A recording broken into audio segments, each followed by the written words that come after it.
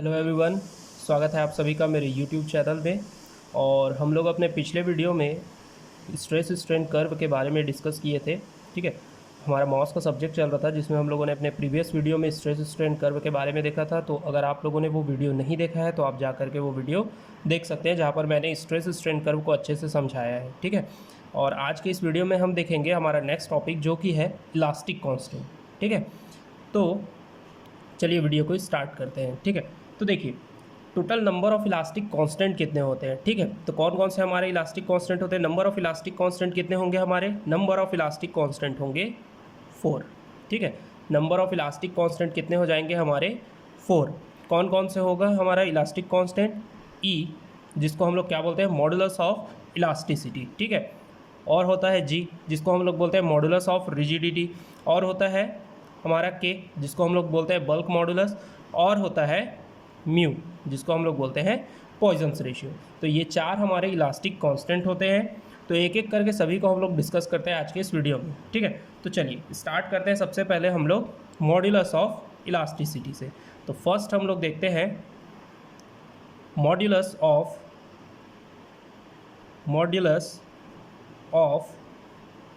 Elasticity. ठीक है, इसे ही हम लोग क्या बोलते हैं मॉडुलस ऑफ इलास्टिसिटी को, यंग्स मॉडुलस, यंग्स मॉडुलस भी कहते हैं इसे हम। ठीक है, और क्या कहते हैं इसे हम लोग इलास्टिक मॉडुलस भी कहते हैं। ठीक है, इस क्या कहते हैं इलास्टिक मॉडुलस। और इसको किससे शो करते हैं हम लोग, किससे रिप्रेजेंट करते हैं, ई से। क्लियर है यहाँ तक की चीज़ें। ओके, अब हमें पता है हुक्स लॉ से हम जानते हैं, हुक्स लॉ से हम क्या जानते हैं, stress is directly proportional to strain. ठीक है, अब जब ये प्रोपोर्शनल का साइन हटता है तो एक कांस्टेंट आ जाता है यहाँ पर इसके जगह पे। ठीक है, कौन सा कांस्टेंट, ई, जिसको हम लोग क्या बोलते हैं इलास्टिक कांस्टेंट भी कहते हैं। ठीक है, यहाँ इलास्टिक मॉडुलस या इलास्टिक कांस्टेंट भी कहते हैं। ठीक है, यहाँ पर स्ट्रेन आ जाएगा। अब ई में को मैं क्या लिख सकता हूँ, मॉडुलस ऑफ इलास्टिसिटी को स्ट्रेस बाई स्ट्रेन लिख सकता हूँ। ठीक है, और हम लोगों ने अपने हुक्स लॉ वाले वीडियो में देखा था, जब हम लोग हुक्स लॉ डिस्कस कर रहे थे तब हम लोगों ने देखा था कि अगर ई इंक्रीज़ होता है, मॉडुलस ऑफ इलास्टिसिटी इंक्रीज़ होता है, ठीक है, तो वो मटेरियल का क्या होता है, स्ट्रेंथ भी इंक्रीज़ होता है। ठीक है, जैसे जैसे अगर किसी मटेरियल की मॉडुलस ऑफ इलास्टिसिटी इंक्रीज़ होगी तो उसकी स्ट्रेंथ भी इंक्रीज़ होगी। यहाँ तक की चीज़ें हम देखे थे। ठीक है, और इसके बारे में हम लोगों ने डिटेल में जाना था कैसे, तो हम लोग कहाँ पर जाने थे, हुक्स लॉ में इस चीज़ को हम लोग डिस्कस कर चुके हैं। ठीक है, तो अगर आप लोगों ने वो वीडियो नहीं देखा है तो आई बटन पर क्लिक करके आप उस वीडियो को देख सकते हैं। क्लियर है, चलिए अब देखते हैं कि modulus of elasticity of steel कितना होता है। ठीक है, अगर मैं स्टील के मॉडुलस ऑफ इलास्टिसिटी की मैं बात करूं तो वो कितना होता है 2 × 10⁵ न्यूटन पर mm²।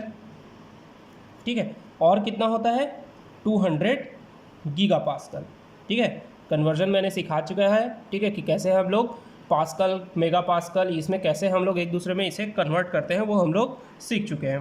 क्लियर है। अब देखिए यहाँ पर एक चीज़ याद रखने वाली चीज़ ये है, आप नोट करके लिख सकते हैं कि modulus of elasticity of steel हम लोग कितना लेते हैं 2 × 10⁵ न्यूटन पर mm² या 200 गीगापास्कल। बट अगर मैं उसके बात करूँ एग्जैक्ट वैल्यू की, ठीक है, एग्जैक्ट वैल्यू की मैं बात करूँ तो exact value of modulus of elasticity of steel कितना होता है, एग्जैक्ट वैल्यू की बात करें तो होता है 2.1 × 10⁵ न्यूटन पर mm²। बट हम लोग उसे कितना कंसीडर करते हैं 2 ही कंसीडर करते हैं। ठीक है, 2.1 एक्चुअल वैल्यू होता है, एग्जैक्ट वैल्यू की अगर बात करें तो 2.1 होता है, बट हम लोग 2 × 10⁵ लेकर के हम लोग उसे कंसीडर करते हैं। ठीक है, अब आपसे एक चीज़ आपके दिमाग में आनी चाहिए। अच्छा चलिए, modulus of elasticity of concrete कितना होता है। ठीक है, modulus of elasticity of concrete कितना होता है, IS 456/2000 से हम लोग जानते हैं कि modulus of elasticity of steel होता है 5000 √FCK। FCK आप सभी को पता है क्या होता है, कैरेक्टरिस्टिक स्ट्रेंथ होता है। ठीक है, अब ये कहाँ से हमें पता चलता है, अकॉर्डिंग टू IS 456/2000। जब RCC पढ़ेंगे तो वहाँ पर आप देखेंगे इसे। ठीक है, अब सवाल ये आता है कि स्टील और कंक्रीट में से किसकी मॉडुलस ऑफ इलास्टिसिटी ज़्यादा होती है। ठीक है, तो अगर आप देखेंगे तो आपके पास स्टील का तो आपको पता है कि 2 × 10⁵ या फिर 200 गीगा पास्कल होता है। समझ में आया यहाँ तक की चीज़ें। अब देखिए, अगर मैं बात करूँ, अगर अब कंक्रीट में अगर मैं मान लेता हूँ, मैं लेता हूँ M25 ग्रेड का कंक्रीट ले लेता हूँ, ठीक है। M25 ग्रेड का मैंने कंक्रीट ले लिया, तो इसकी FCK की वैल्यू कितनी हो जाएगी 25। रख करके देखते हैं तो कितना आएगा, E ऑफ कंक्रीट कितना आ जाएगा 5000 × 25, और 25 का कितना होता है √5 में, तो ये कितना आ जाएगा 25, ठीक है। इस तरीके से आ जाएगा न्यूटन पर mm स्क्वायर, 25,000 न्यूटन पर mm स्क्वायर। गीगा पास्कल में कन्वर्ट करेंगे तो कितना आ गया 25 गीगा पास्कल। क्लियर है यहाँ तक की चीज़ें। तो ये देख करके क्या पता चलता है कि modulus of elasticity of steel, ये देखिए स्टील का कितना होता है 200 गीगा पास्कल, और यहाँ पर कितना आया 25 गीगा पास्कल। मतलब क्या पता चलता है कि स्टील का मॉड्यूलस ऑफ इलास्टिसिटी ज़्यादा होता है कंक्रीट से। तो अगर आपको क्वेश्चन में पूछा जाता है कि अगर आपको क्वेश्चन में पूछे कहीं पर कि स्टील और कंक्रीट में से किसकी मॉड्यूलस ऑफ इलास्टिसिटी ज़्यादा होती है, तो स्टील की मॉड्यूलस ऑफ इलास्टिसिटी ज़्यादा होती है। क्लियर है, याद रहेगी ये चीज़ें। चलिए नेक्स्ट देखते हैं हम लोग। नेक्स्ट क्या पढ़ते हैं हम लोग, नेक्स्ट जो चीज़ आती है वो है मॉड्यूलस ऑफ रिजिडिटी, ठीक है। नेक्स्ट हम लोग देखते हैं मॉड्यूलस ऑफ रिजिडिटी, ठीक है। मॉड्यूलस ऑफ रिजिडिटी जिसको हम लोग क्या बोलते हैं, और शियर मॉड्यूलस भी कहते हैं, शियर मॉड्यूलस। अब देखिए ये क्या होता है, इसे हम डिनोट किससे करते हैं, ये आपको अलग अलग मिलेंगे, ठीक है। कहीं पर आपको G से डिनोट किया मिलेगा, कहीं C से, और कहीं कहीं पर N से, ठीक है। तो आप कंफ्यूज मत होइएगा, कहीं पर C दिया होगा मॉड्यूलस ऑफ रिजिडिटी को, कहीं पर G लिखा मिलेगा, कहीं पर N लिखा मिलेगा, ठीक है। अब हम क्या जानते हैं कि shear stress is directly proportional to shear strain, ठीक है। मतलब शियर स्ट्रेस को किससे डिनोट करते हैं, टाउ से, और शियर स्ट्रेन को किससे डिनोट करते हैं, फाई से, ओके। तो देखिए फिर से यहाँ पर वही होगा, यहाँ पर हम लोग ने क्या किया, प्रोपोर्शनल के साइन को हटाते तो एक कांस्टेंट आता है, ठीक है। यहाँ पर G आ गया एक कांस्टेंट, और यहाँ पर फाई। अब G क्या है, मॉड्यूलस ऑफ रिजिडिटी, तो मॉड्यूलस ऑफ रिजिडिटी की वैल्यू कितनी आ जाएगी टाउ/फाई, ठीक है। तो ये पता चल गया आपको मॉड्यूलस ऑफ रिजिडिटी। अब यहाँ पर ये ध्यान रखना है कि अगर मॉड्यूलस ऑफ रिजिडिटी या शियर मॉड्यूलस इंक्रीज होगा तो डिस्टॉर्शन डिक्रीज होगा, ठीक है, डिस्टॉर्शन डिक्रीज होगा। क्लियर है यहाँ तक की चीज़ें, दो हम लोगों ने देख लिया, ओके। अब चलिए नेक्स्ट देखते हैं हम लोग बल्क मॉड्यूलस ऑफ, ठीक है। बल्क मॉड्यूलस हम देखते हैं, देखिए अब देखते हैं हम लोग बल्क मॉड्यूलस।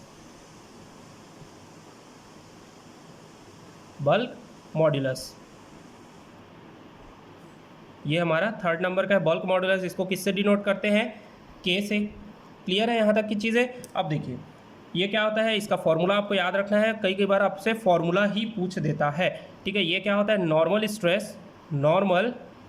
स्ट्रेस जिसको हम लोग डायरेक्ट स्ट्रेस भी कहते हैं, डायरेक्ट स्ट्रेस, और डिनोट किससे करते हैं इसे, सिग्मा से, ठीक है, डिवाइडेड बाय वॉल्यूमेट्रिक स्ट्रेन,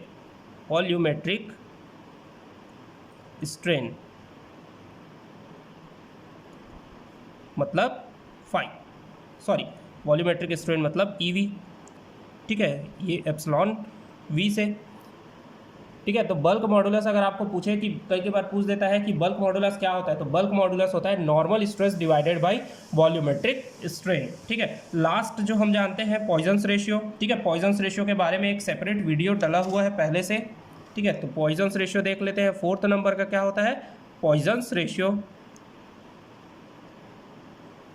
अब पॉइजन्स रेशियो के बारे में डिटेल में मैंने एक पर्टिकुलर वीडियो बनाया हुआ है सिर्फ पॉइजन्स रेशियो के ऊपर, ठीक है। इसको म्यू से डिनोट करते हैं। अब ये होता क्या है, ये होता है lateral strain divided by longitudinal strain,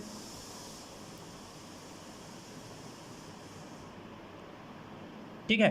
तो ये होते हैं आपके इलास्टिक कांस्टेंट, ठीक है। पॉइजन्स रेशियो को मैं ज़्यादा अच्छे डीप में नहीं समझा रहा हूँ, क्योंकि इसके बारे में पॉइजन्स रेशियो के लिए मैंने एक पर्टिकुलर वीडियो बनाया हुआ है, आप जा करके उसे देख सकते हैं। वहाँ पर डिटेल में हम लोगों ने देखा है पॉइजन्स रेशियो के बारे में, अलग अलग मटेरियल के लिए क्या पॉइजन्स रेशियो होता है वो भी मैंने वहाँ पर लिखाया हुआ है। तो ये आपके इलास्टिक कांस्टेंट है, ठीक है।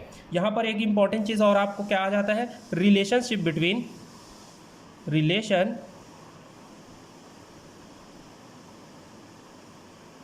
Relationship between E G K and mu, ठीक है। इन इलास्टिक कांस्टेंट के बीच का रिलेशनशिप, ये आप डाल लीजिए वेरी वेरी आईएमपी, ठीक है, वेरी वेरी आईएमपी। ये बहुत इंपॉर्टेंट है, हर एक एग्ज़ाम में आपसे पूछा जाता है, ठीक है। चाहे आप कोई भी एग्ज़ाम दीजिए, चाहे एसएससी जेई हो, स्टेट जेई हो, रेलवे हो, कोई भी एग्ज़ाम हो, अगर मॉस से आ रहा है तो ये मतलब गारंटी है कि एक क्वेश्चन आपको मिल ही जाएगा इससे देखने के लिए, ठीक है। Relationship between E G K and mu, ठीक है। Modulus of elasticity, modulus of rigidity, bulk modulus और पॉइजन्स रेशियो के बीच में क्या रिलेशनशिप होता है। तो 4 रिलेशनशिप है, उसे आपको याद रखना है, एकदम रट लेना है उसे, ठीक है, क्योंकि इससे डायरेक्ट फार्मूला भी पूछता है और आपको क्या बोलते हैं, इससे क्वेश्चन भी पूछता है, ठीक है। तो पहला क्या है, E is equal to 2G 1 plus mu, ठीक है। इसका डेरिवेशन भी है, बट डेरिवेशन आपके काम का नहीं है, इसलिए मैं डेरिवेशन नहीं समझा रहा हूँ, क्योंकि आपसे डेरिवेशन नहीं पूछेगा, डायरेक्ट आपसे फॉर्मूला पूछता है, ठीक है, कि ई और जी के बीच में आपको रिलेशनशिप पूछ देगा। तो जस्ट ये फॉर्मूला आपको ऑप्शन में दिया रहेगा, आपको टिक करना है, ठीक है। या फिर आपको जी का वैल्यू दे दिया रहेगा, म्यू का वैल्यू दे दिया रहेगा और कहेगा बताइए मॉडुलस ऑफ इलास्टिसिटी कितनी होती है। तो पहला तो रिलेशनशिप ये है। सेकेंड क्या है आपका, E is equal to 3K 1 minus 2 mu, यह आपका दूसरा रिलेशनशिप है। थर्ड क्या है आपका, थर्ड है E is equal to 9kg, ठीक है, 3K प्लस जी। और फोर्थ क्या है आपका, फोर्थ है आपका mu is equal to 3K minus 2G और 6K प्लस 2G। तो ये आपके 4 रिलेशनशिप है, ठीक है। Relationship between E G K and mu, ये 4 आपको एकदम अच्छे से याद कर लेने हैं, ठीक है, क्योंकि आपसे एग्जाम में पूछता है। मैं फिर से कह रहा हूँ, बहुत इंपॉर्टेंट है, डायरेक्ट आपको फॉर्मूला भी पूछता है या फिर इनमें से किसी की वैल्यू दे दी रहेगी और आपसे इन वैल्यूज़ को पूछा जाएगा। हो सकता है ई और म्यू की वैल्यू दे दे और जी की वैल्यू को पूछ ले, तो इस तरीके से आपको घुमा घुमा के वो पूछ सकता है। तो ये आपको रिलेशनशिप अगर याद रहेंगे तो आपसे क्वेश्चन एकदम ईजिली बन जाएंगे। क्लियर है। तो देखिए आज के इस वीडियो में हम लोगों ने क्या क्या देखा। पहले तो हम लोगों ने इलास्टिक कांस्टेंट देखा, कौन कौन सा, ई जी के एंड म्यू, सारे को डिस्कस किया। ई क्या है, मॉडुलस ऑफ इलास्टिसिटी, जी क्या है, मॉडुलस ऑफ रिजिडिटी, के क्या है, बल्क मॉडुलस और म्यू क्या है, पॉइजन्स रेशियो, ठीक है। सारे के बारे में हम लोगों ने डिस्कशन किया है। यहाँ पर हम लोगों ने जाना कि modulus of elasticity of steel क्या होता है, ज़्यादा होता है कॉन्क्रीट से। फिर मॉडुलस ऑफ रिजिडिटी देखे, यहाँ पर कंफ्यूज नहीं होना है आपको, अलग अलग बुक में अलग अलग जगहों पे अलग अलग नोटेशन इसके मिलेंगे, ठीक है, कहीं पर जी से, कहीं पर सी से और कहीं कहीं पर एन से, तो कंफ्यूज नहीं होना, ठीक है। बल्क मॉडुलस इंपॉर्टेंट है, क्योंकि बल्क मॉडुलस का डायरेक्ट फार्मूला पूछ देता है कि bulk modulus is the ratio of, तो किसका रेशियो होता है वो, नॉर्मल स्ट्रेस या फिर direct stress divided by volumetric strain का। पॉइजन्स रेशियो पता है आप सभी को, lateral strain divided by longitudinal strain, और ये रिलेशनशिप आपको अच्छे से याद रखना है, ठीक है। E is equal to 2G 1 plus mu, E is equal to 3K, bulk modulus और मॉडुलस ऑफ इलास्टिसिटी के बीच का ये रिलेशन है।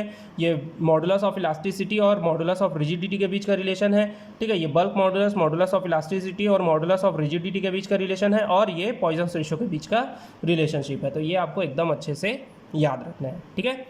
तो उम्मीद है आप सभी को जो चीज़ें मैंने आज की इस वीडियो में समझाने की कोशिश की है वो सारी चीज़ें आपको अच्छे से समझ में आई होंगी। अगर कोई डाउट होता है तो आप कमेंट सेक्शन में पूछ सकते हैं, ठीक है, और या फिर आप हमारे टेलीग्राम ग्रुप को ज्वाइन कर सकते हैं। पर्टिकुलर वीडियो में जहां पर आपको कन्फ्यूज़न होगा आप उसका स्क्रीनशॉट खींच के टेलीग्राम ग्रुप में भेज सकते हैं, वहां मैं आपके डाउट को ज़्यादा अच्छे से क्लियर कर सकता हूं। तो अगर आप हम चाहें तो आप हमारे टेलीग्राम ग्रुप को ज्वाइन कर सकते हैं, जिसका लिंक आपको डिस्क्रिप्शन बॉक्स में मिल जाएगा। आप हमारे इंस्टाग्राम में भी आप हमें फॉलो कर सकते हैं, उसका भी लिंक आपको डिस्क्रिप्शन बॉक्स में मिल जाएगा, ठीक है। तो वीडियो पसंद आए तो वीडियो को लाइक कीजिए, शेयर कीजिए और सब्सक्राइब कीजिए। आगे और जो टॉपिक है उसके ऊपर हम वीडियो बनाते रहेंगे। तो वीडियो पसंद आए तो वीडियो को लाइक कीजिए, शेयर कीजिए, सब्सक्राइब कीजिए, और कोई डाउट होता है तो आप ज़रूर पूछ सकते हैं, ठीक है। तो मिलते हैं नेक्स्ट वीडियो में नेक्स्ट टॉपिक के साथ। Thank you.